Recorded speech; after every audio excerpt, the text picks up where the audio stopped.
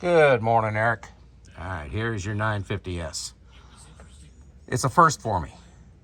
In all the years I've been working on these YS carburetors, I have never had to replace a throttle shaft. Yours is a first. It was worn, beyond spec. So, I put a new throttle shaft in. Well, let's go ahead and fire it up.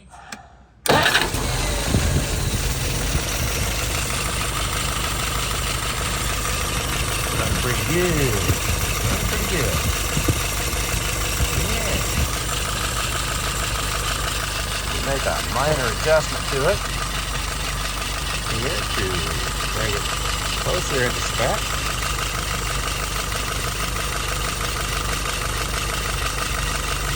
All right. Let's look at some numbers, shall we? Idling at a little over 700, right about 700. Well is 42, perfect. Pulling about 19 inches of mercury on the vacuum.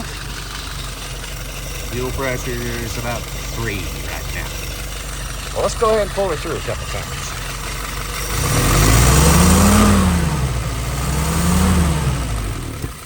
We'll do it slow and easy.